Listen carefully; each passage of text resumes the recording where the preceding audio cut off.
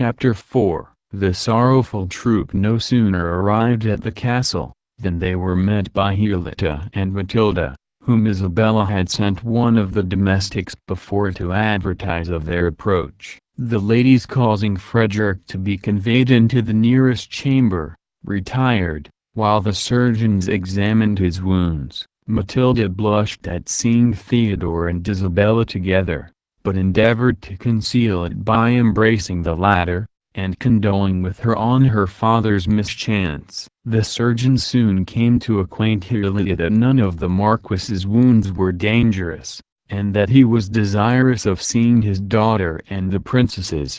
Theodore, under pretense of expressing his joy at being freed from his apprehensions of the combat being fatal to Frederick, could not resist the impulse of following Matilda. Her eyes were so often cast down on meeting his, that Isabella, who regarded Theodore as attentively as he gazed on Matilda, soon divined who the object was that he had told her in the cave engaged his affections. While this mute scene passed, Hippolyta demanded of Frederick the cause of his having taken that mysterious course for reclaiming his daughter, and threw in various apologies to excuse her lord for the match contracted between their children.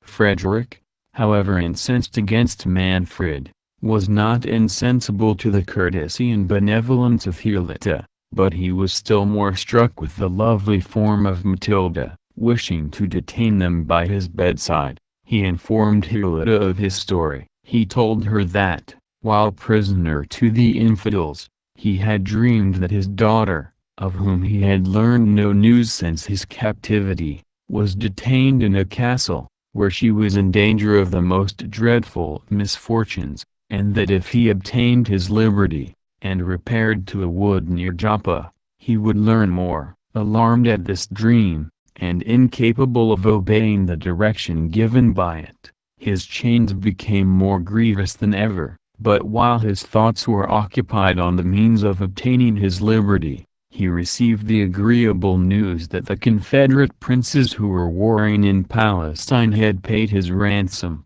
He instantly set out for the wood that had been marked in his dream. For 3 days he and his attendants had wandered in the forest without seeing a human form, but on the evening of the 3rd they came to a cell, in which they found a venerable hermit in the agonies of death.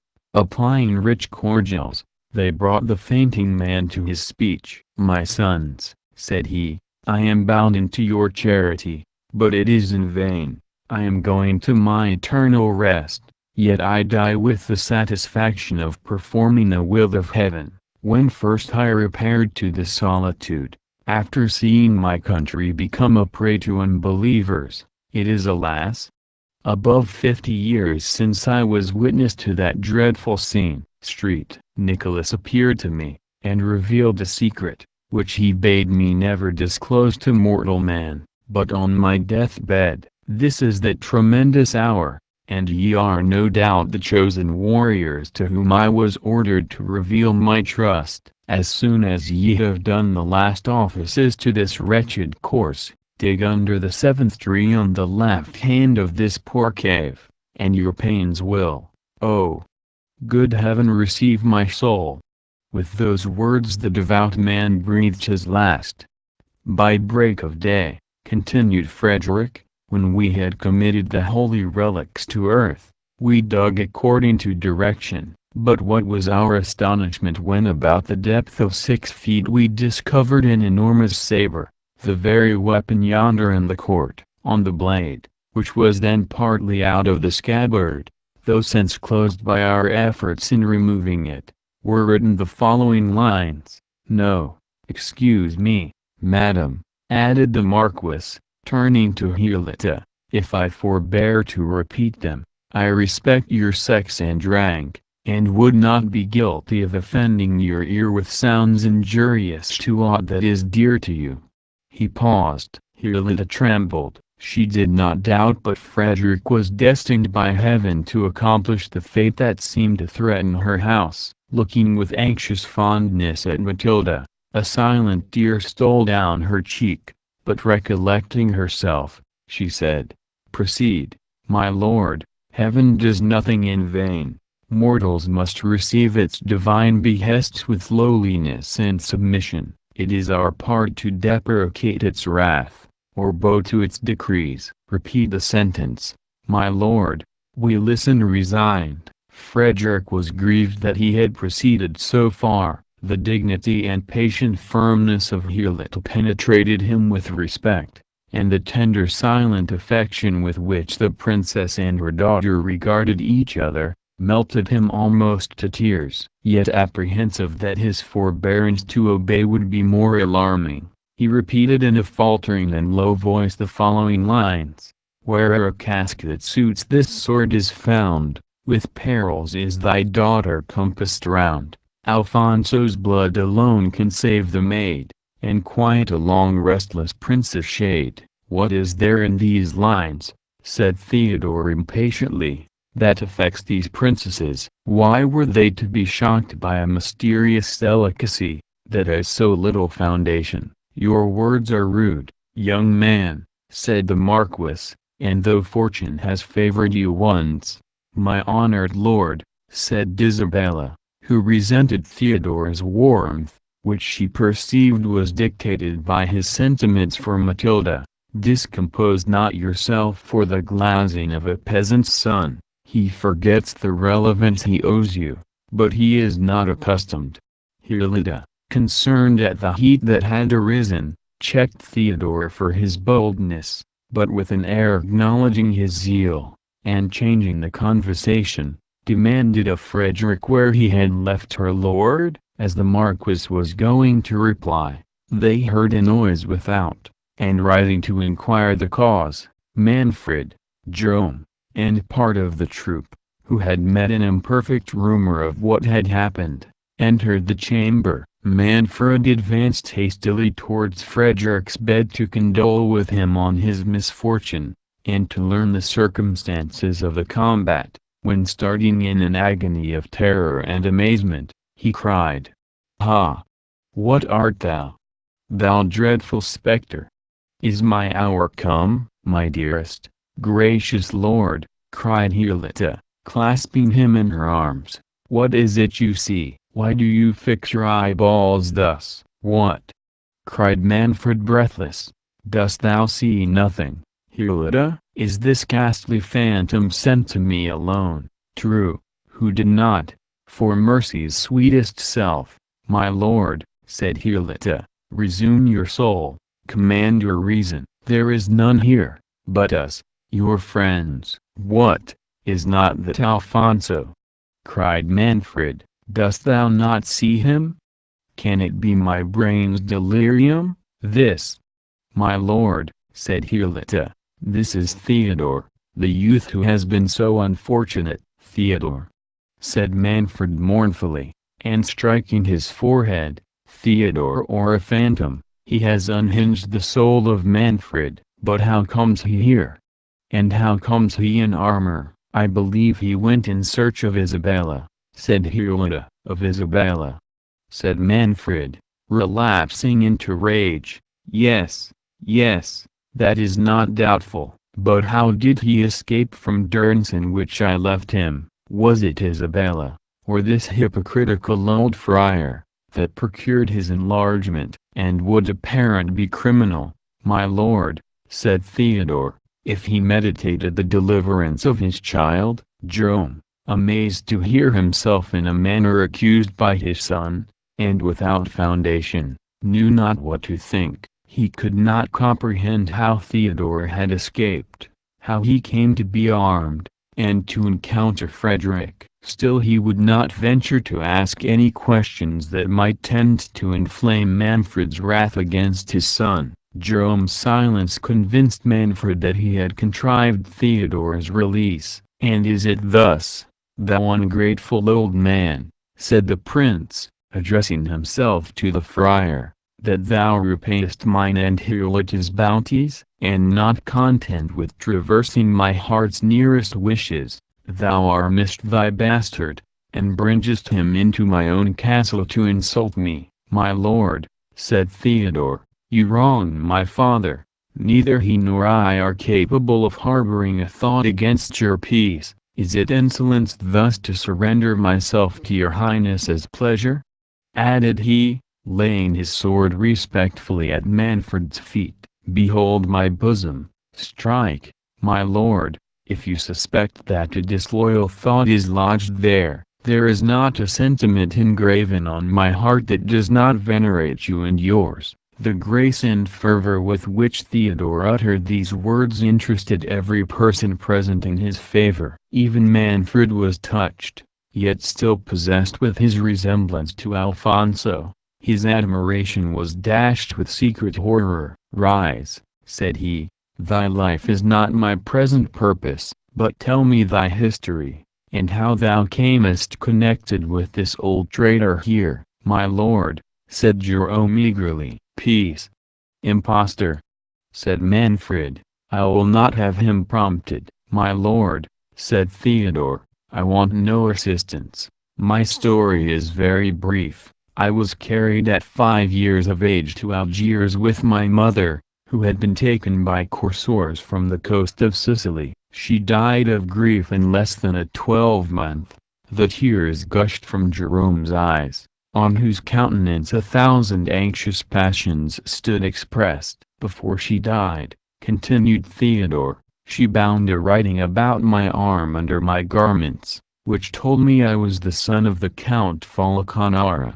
"It is most true," said Jerome. "I am that wretched father." "Again I enjoin thee silence," said Manfred. "Proceed." "I remained in slavery," said Theodore, "until within these 2 years, when attending on my master in his cruises, I was delivered by a Christian vessel, which overpowered the pirate, and discovering myself to the captain, he generously put me on shore in Sicily. But alas!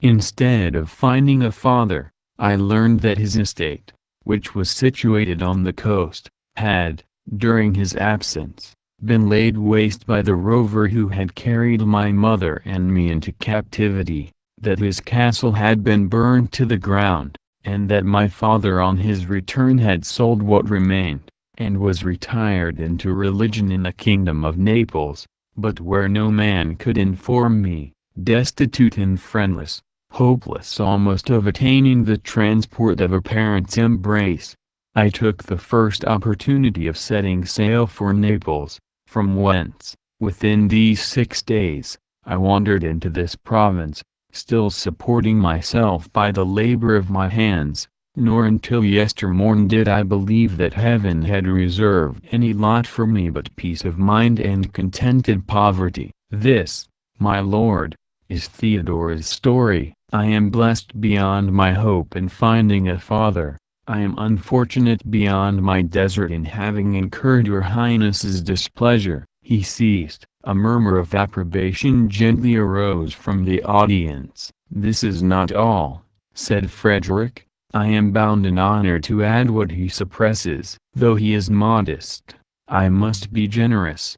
He is one of the bravest youths on Christian ground. He is warm too, and from the short knowledge I have of him, I will pledge myself for his veracity. If what he reports of himself were not true, he would not utter it. And for me, youth, I honor a frankness which becomes thy birth. But now, and thou didst offend me, yet the noble blood which flows in thy veins, may well be allowed to boil out, when it has so recently traced itself to its source. Come, my lord," turning to Manfred, "if I can pardon him, surely you may. It is not the youth's fault, if you took him for a spectre." This bitter taunt galled the soul of Manfred. "If beings from another world," replied he haughtily, "have power to impress my mind with awe, it is more than living man can do, nor could a stripling's arm." "My lord," interrupted Hirlita, "your guest has occasion for repose. Shall we not leave him to his rest?" Saying this, and taking Manfred by the hand, she took leave of Frederick, and led the company forth. The prince, not sorry to quit a conversation which recalled to mind the discovery he had made of his most secret sensations, suffered himself to be conducted to his own apartment, after permitting Theodore, though under engagement to return to the castle on the morrow, a condition the young man gladly accepted, to retire with his father to the convent. Matilda and Isabella were too much occupied with their own reflections, and too little content with each other, to wish for farther converse that night. They separated each to her chamber, with more expressions of ceremony and fewer of affection than had passed between them since their childhood. If they parted with small cordiality, they did but meet with greater impatience. As soon as the sun was risen, their minds were in a situation that excluded sleep, and each recollected 1,000 questions which she wished she had put to the other overnight. Matilda reflected that Isabella had been twice delivered by Theodore in very critical situations, which she could not believe accidental. His eyes, it was true, had been fixed on her in Frederick's chamber, but that might have been to disguise his passion for Isabella from the fathers of both. It were better to clear this up. She wished to know the truth, lest she should wrong her friend by entertaining a passion for Isabella's lover. Thus jealousy prompted, and at the same time borrowed an excuse from friendship to justify its curiosity. Isabella, not less restless, had better foundation for her suspicions. Both Theodore's tongue and eyes had told her his heart was engaged. It was true, yet, perhaps, Matilda might not correspond to his passion. She had ever appeared insensible to love. All her thoughts were set on heaven. "Why did I dissuade her?" said Isabella to herself. "I am punished for my generosity, but when did they meet? Where? It cannot be. I have deceived myself. Perhaps last night was the first time they ever beheld each other. It must be some other object that has prepossessed his affections. If it is, I am not so unhappy as I thought. If it is not my friend Matilda, how can I stoop to wish for the affection of a man, who rudely and unnecessarily acquainted me with his indifference? And that at the very moment in which common courtesy demanded at least expressions of civility. I will go to my dear Matilda, who will confirm me in this becoming pride. Man is false. I will advise with her on taking the veil. She will rejoice to find me in this disposition, and I will acquaint her that I no longer oppose her inclination for the cloister." In this frame of mind, and determined to open her heart entirely to Matilda, she went to that princess's chamber, whom she found already dressed, and leaning pensively on her arm. This attitude, so correspondent to what she felt herself, revived Isabella's suspicions, and destroyed the confidence she had purposed to place in her friend. They blushed at meeting, and were too much novices to disguise their sensations with address. After some unmeaning questions and replies, Matilda demanded of Isabella the cause of her flight. The latter, who had almost forgotten Manfred's passion, so entirely was she occupied by her own, concluding that Matilda referred to her last escape from the convent, which had occasioned the events of the preceding evening, replied, "Martelli brought word to the convent that your mother was dead." "Oh," said Matilda, interrupting her, "Bianca has explained that mistake to me. On seeing me faint, she cried out, 'The princess is dead!' And Martelli, who had come for the usual dole to the castle." "And what made you faint?" said Isabella, indifferent to the rest. Matilda blushed and stammered, "My father, he was sitting in judgment on a criminal." "What criminal?" said Isabella eagerly. "A young man," said Matilda, "I believe. I think it was that young man that—" "What, Theodore?" said Isabella. "Yes," answered she, "I never saw him before. I do not know how he had offended my father, but as he has been of service to you, "I am glad my lord has pardoned him." "Served me," replied Isabella. "Do you term it serving me, to wound my father, and almost occasion his death, though it is but since yesterday that I am blessed with knowing a parent? I hope Matilda does not think I am such a stranger to filial tenderness as not to resent the boldness of that audacious youth, and that it is impossible for me ever to feel any affection for one who dared to lift his arm against the author of my being. No, Matilda, my heart abhors him, and if you still retain the friendship for me that you have vowed from your infancy, you will detest a man who has been on the point of making me miserable forever." Matilda held down her head and replied, "I hope my dearest Isabella does not doubt her Matilda's friendship. I never beheld that youth until yesterday. He is almost a stranger to me, but as the surgeons have pronounced your father out of danger, you ought not to harbor uncharitable resentment against one who I am persuaded did not know the Marquis was related to you." "You plead his cause very pathetically," said Isabella, "considering he is so much a stranger to you." "I am mistaken, or he returns your charity." "What mean you?" said Matilda. "Nothing," said Isabella, repenting that she had given Matilda a hint of Theodore's inclination for her. Then changing the discourse, she asked Matilda what occasioned Manfred to take Theodore for a spectre. "Bless me," said Matilda, "did not you observe his extreme resemblance to the portrait of Alfonso in the gallery? I took notice of it to Bianca even before I saw him in armor, but with the helmet on, he is the very image of that picture." "I do not much observe pictures," said Isabella, "much less have I examined this young man so attentively as you seem to have done." "Ah, Matilda, your heart is in danger, but let me warn you as a friend, he has owned to me that he is in love. It cannot be with you, for yesterday was the first time you ever met, was it not?"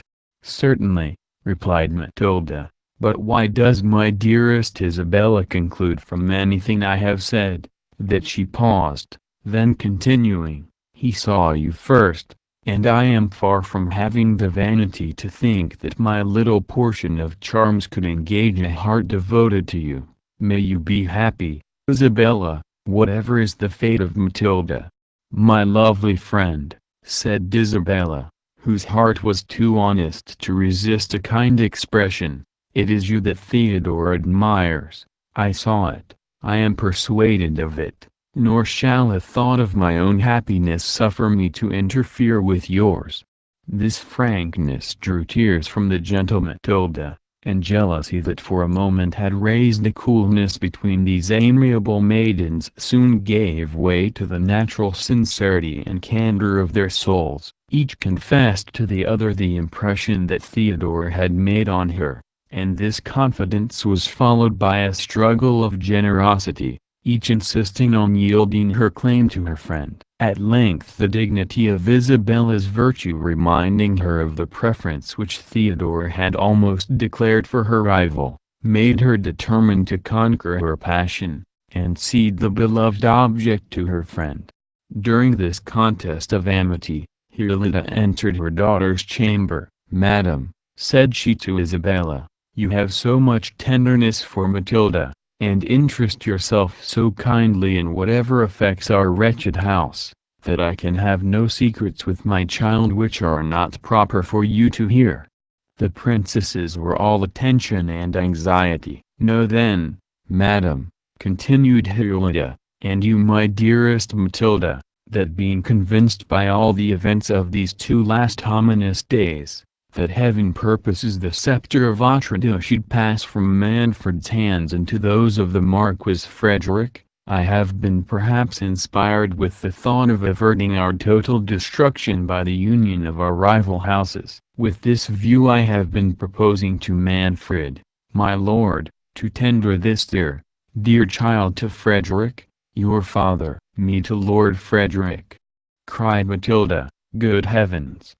My gracious mother, and have you named it to my father?" "I have," said Hirlita. "He listened benignly to my proposal, and is gone to break it to the Marquis." "Ah!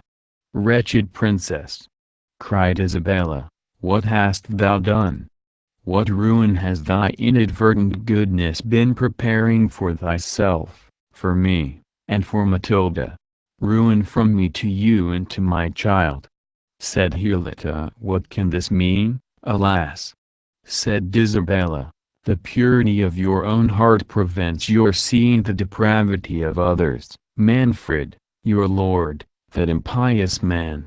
"Hold," said Hirlita, "you must not in my presence, young lady, mention Manfred with disrespect. He is my lord and husband, and will not long be so," said Isabella, "if his wicked purposes can be carried into execution." "This language amazes me," said Hirlita. "Your feeling, Isabella, is warm, but until this hour I never knew it betray you into intemperance. What deed of Manfred authorizes you to treat him as a murderer, an assassin?" "Thou virtuous, and too credulous princess," replied Isabella, "it is not thy life he aims at, it is to separate himself from thee. To divorce thee. To divorce me. To divorce my mother," cried Hirlita and Matilda at once. "Yes," said Isabella, "and to complete his crime, he meditates, I cannot speak it." "What can surpass what thou hast already uttered?" said Matilda. Hirlita was silent. Grief choked her speech, and the recollection of Manfred's late ambiguous discourses confirmed what she heard. "Excellent, dear lady!" "Madam! Mother!" cried Isabella, flinging herself at Hirlita's feet in a transport of passion. "Trust me, believe me, I will die 1,000 deaths sooner than consent to injure you, than yield to so odious—" "Oh! This is too much!" cried Hirlita. "What crimes does one crime suggest?" "Rise, dear Isabella, I do not doubt your virtue." "Oh, Matilda, this stroke is too heavy for thee. Weep not, my child, and not a murmur, I charge thee. Remember, he is thy father still." "But you are my mother too," said Matilda fervently, "and you are virtuous, you are guiltless!" "Oh! Must not I complain?" "You must not," said Hirlita. "Come, all will yet be well." Manfred, in the agony for the loss of thy brother, knew not what he said. Perhaps Isabella misunderstood him. His heart is good, and, my child, thou knowest not all. There is a destiny hangs over us, the hand of Providence is stretched out. Oh!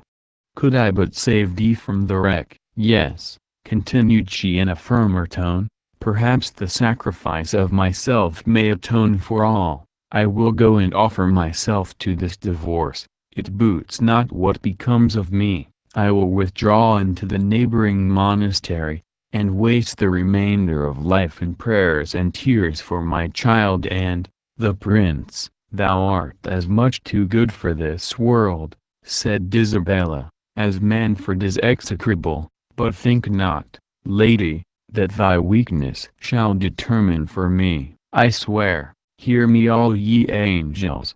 "Stop, I adjure thee," cried Hirlita. "Remember thou dost not depend on thyself, thou hast a father." "My father is too pious, too noble," interrupted Isabella, "to command an impious deed." "But should he command it, can a father enjoin a cursed act? I was contracted to the son, can I wed the father? No, madam, no. Force should not drag me to Manfred's hated bed. I loathe him, I abhor him, divine and human laws forbid. And my friend, my dearest Matilda, would I wound her tender soul by injuring her adored mother? My own mother, I never have known another. Oh! She is the mother of both," cried Matilda. Can we, Isabella, adore her too much?" "My lovely children," said the touched Hirlita, Your tenderness overpowers me, but I must not give way to it. It is not ours to make election for ourselves. Heaven, our fathers, and our husbands must decide for us. Have patience until you hear what Manfred and Frederick have determined. If the Marquis accepts Matilda's hand, I know she will readily obey. Heaven may interpose and prevent the rest. What means my child?" continued she, seeing Matilda fall at her feet with a flood of speechless tears. "But no, answer me not, my daughter. I must not hear a word against the pleasure of thy father. Oh, doubt not my obedience, my dreadful obedience to him and to you," said Matilda. "But can I, most respected of women, can I experience all this tenderness, this world of goodness, and conceal a thought from the best of mothers?" "What art thou going to utter?" said Isabella trembling. "Recollect thyself, Matilda." "No, Isabella," said the princess, "I should not deserve this incomparable parent, if the inmost recesses of my soul harbored a thought without her permission. Nay, I have offended her, I have suffered a passion to enter my heart without her avowal, but here I disclaim it, here I vow to heaven and her. My child." "My child," said Hirlita, "what words are these? What new calamities has fate in store for us? Thou, a passion? Thou, in this hour of destruction? Oh, I see all my guilt," said Matilda. "I abhor myself, if I cost my mother a pang. She is the dearest thing I have on earth. Oh, I will never, never behold him more." "Isabella," said Hirlita, "thou art conscious to this unhappy secret. Whatever it is, speak." "What?" cried Matilda. "Have I so forfeited my mother's love, that she will not permit me even to speak my own guilt? Oh, wretched, wretched Matilda!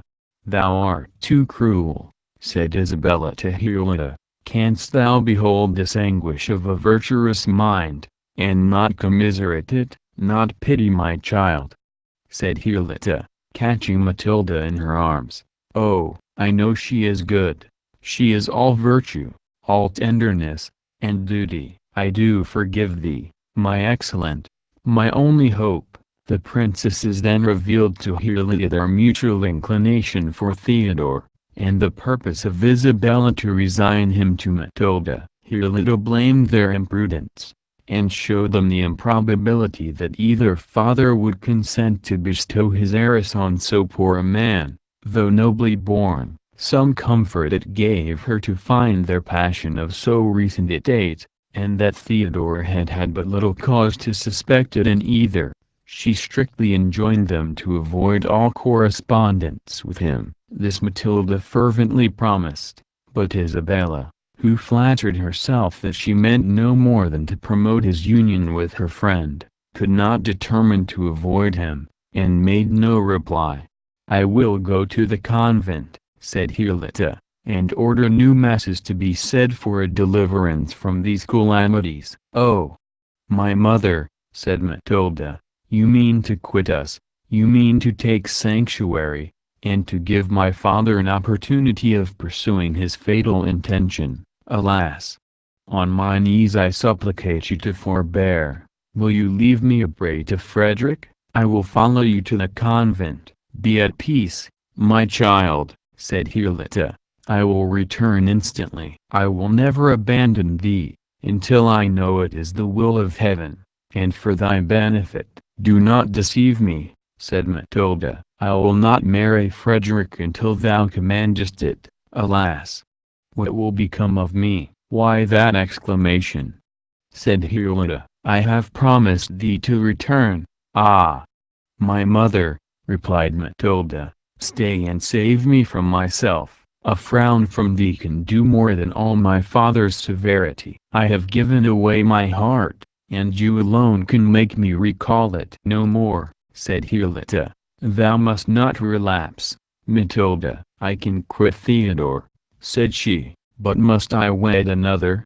Let me attend thee to the altar, and shut myself from the world forever. Thy fate depends on thy father, said Hippolyta. I have ill bestowed my tenderness, if it has taught thee to revere aught beyond him. Adieu, my child. I go to pray for thee. Hippolyta's real purpose was to demand of Jerome, whether in conscience she might not consent to the divorce. She had oft urged Manfred to resign the principality, which the delicacy of her conscience rendered an hourly burthen to her. These scruples concurred to make the separation from her husband appear less dreadful to her than it would have seemed in any other situation. Jerome, at quitting the castle overnight, had questioned Theodore severely why he had accused him to Manfred of being privy to his escape. Theodore owned it had been with design to prevent Manfred's suspicion from lighting on Matilda, and added, the holiness of Jerome's life and character secured him from the tyrant's wrath. Jerome was heartily grieved to discover his son's inclination for that princess, and leaving him to his rest, promised in the morning to acquaint him with important reasons for conquering his passion. Theodore, like Isabella, was too recently acquainted with parental authority to submit to its decisions against the impulse of his heart. He had little curiosity to learn the friar's reasons, and less disposition to obey them. The lovely Matilda had made stronger impressions on him than filial affection. All night he pleased himself with visions of love, and it was not till late after the morning office that he recollected the friar's commands to attend him at Alfonso's tomb. Young man, said Jerome, when he saw him, this tardiness does not please me. Have a father's commands already so little weight? Theodore made awkward excuses, and attributed his delay to having overslept himself. And on whom were thy dreams employed? Said the friar sternly. His son blushed. Come, come, resumed the friar, inconsiderate youth, this must not be. Eradicate this guilty passion from thy breast. Guilty passion, cried Theodore. Can guilt dwell with innocent beauty and virtuous modesty? It is sinful, replied the friar, to cherish those whom heaven has doomed to destruction. A tyrant's race must be swept from the earth to the third and fourth generation. Will heaven visit the innocent for the crimes of the guilty?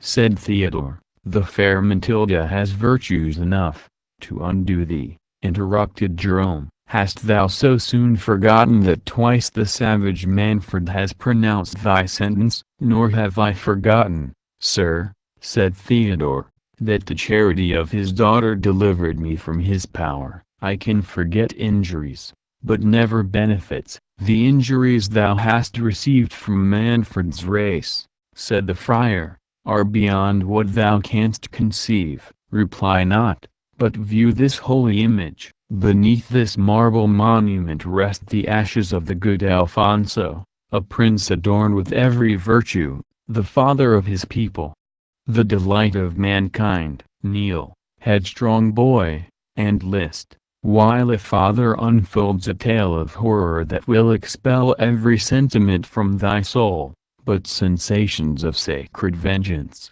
Alfonso, much injured prince, let thy unsatisfied shade sit awful on the troubled air, while these trembling lips, who comes there? The most wretched of women, said Hippolyta, entering the choir. Good father, art thou at leisure? But why this kneeling youth? What means the horror imprinted on each countenance? Why at this venerable tomb? Alas! Hast thou seen aught? We were pouring forth our orisons to heaven, replied the friar, with some confusion, to put an end to the woes of this deplorable province. Join with us, lady. Thy spotless soul may obtain an exemption from the judgment which the portents of these days but too speakingly denounce against thy house. I pray fervently to heaven to divert them, said the pious princess, Thou knowest it has been the occupation of my life to wrest a blessing for my lord and my harmless children. One, alas, is taken from me. Would heaven but hear me for my poor Matilda, father.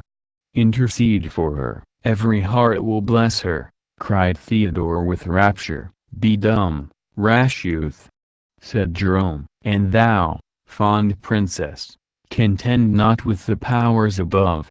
The Lord giveth, and the Lord taketh away. Bless his holy name, and submit to his decrees.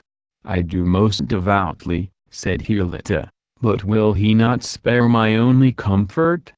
Must Matilda perish too? Ah, father, I came, but dismiss thy son. No ear but thine must hear what I have to utter. May heaven grant thy every wish, most excellent princess, said Theodore, retiring. Jerome frowned. Hirlita then acquainted the friar with the proposal she had suggested to Manfred, his approbation of it, and the tender of Matilda that he was gone to make to Frederick. Jerome could not conceal his dislike of the notion, which he covered under pretense of the improbability that Frederick, the nearest of blood to Alfonso, and who was come to claim his succession, would yield to an alliance with the usurper of his right. But nothing could equal the perplexity of the friar, when Hirlita confessed her readiness not to oppose the separation, and demanded his opinion on the legality of her acquiescence. The friar caught eagerly at her request of his advice, and without explaining his aversion to the proposed marriage of Manfred and Isabella, he painted to Hirlita in the most alarming colors the sinfulness of her consent, denounced judgments against her if she complied, and enjoined her in the severest terms to treat any such proposition with every mark of indignation and refusal. Manfred, in the meantime, had broken his purpose to Frederick, and proposed the double marriage. That weak prince, who had been struck with the charms of Matilda, listened but too eagerly to the offer. He forgot his enmity to Manfred, whom he saw but little hope of dispossessing by force, and flattering himself that no issue might succeed from the union of his daughter with the tyrant, he looked upon his own succession to the principality as facilitated by wedding Matilda. He made faint opposition to the proposal, affecting, for form only, not to acquiesce unless Hirlita should consent to the divorce. Manfred took that upon himself. Transported with his success, and impatient to see himself in a situation to expect sons, he hastened to his wife's apartment, determined to extort her compliance. He learned with indignation that she was absent at the convent. His guilt suggested to him that she had probably been informed by Isabella of his purpose. He doubted whether her retirement to the convent did not import an intention of remaining there until she could raise obstacles to their divorce, and the suspicions he had already entertained of Jerome, made him apprehend that the friar would not only traverse his views, but might have inspired Hirlita with the resolution of talking sanctuary. Impatient to unravel this clue, and to defeat its success, Manfred hastened to the convent, and arrived there as the friar was earnestly exhorting the princess never to yield to the divorce. "Madam," said Manfred, "what business drew you hither? Why did you not await my return from the Marquis?" "I came to implore a blessing on your counsels," replied Hirlita. "My counsels do not need a friar's intervention," said Manfred. "And of all men living is that horrid traitor the only one whom you delight to confer with." "Profane prince," said Jerome, "is it at the altar that thou choosest to insult the servants of the altar? But, Manfred, thy impious schemes are known. Heaven and this virtuous lady know them. Nay, frown not, prince, the church despises thy menaces. Her thunders will be heard above thy wrath. Dare to proceed in thy cursed purpose of a divorce, until her sentence be known, and here I lance her anathema at thy head." Audacious rebel, said Manfred, endeavoring to conceal the awe with which the friar's words inspired him. Dost thou presume to threaten thy lawful prince? Thou art no lawful prince, said Jerome. Thou art no prince. Go, discuss thy claim with Frederick, and when that is done, it is done, replied Manfred. Frederick accepts Matilda's hand, and is content to waive his claim, unless I have no male issue. As he spoke those words 3 drops of blood fell from the nose of Alfonso's statue. Manfred turned pale, and the princess sank on her knees. Behold, said the friar, mark this miraculous indication that the blood of Alfonso will never mix with it of Manfred. My gracious lord, said Hippolyta, let us submit ourselves to heaven. Think not thy ever-obedient wife rebels against thy authority. I have no will but that of my lord and the church. To that revered tribunal let us appeal. It does not depend on us to burst the bonds that unite us. If the church shall approve the dissolution of our marriage, be it so. I have but few years, and those of sorrow, to pass. Where can they be borne away so well as at the foot of this altar, in prayers for thine and Matilda's safety? But thou shalt not remain here until then, said Manfred. Repair with me to the castle, and there I will advise on the proper measures for a divorce. But this meddling friar comes not thither. My hospitable roof shall never more harbor a traitor. And for thy relevance's offspring, continued he, I banish him from my dominions. He, I ween, is no sacred personage, nor under the protection of the church. Whoever weds Isabella, it shall not be Father Falconar's started-up son. They start up, said the friar, who are suddenly beheld in the seat of lawful princes, but they wither away like the grass, and their place knows them no more. Manfred, casting a look of scorn at the friar, led Hippolyta forth, but at the door of the church whispered one of his attendants to remain concealed about the convent, and bring him instant notice, if any one from the castle should repair thither.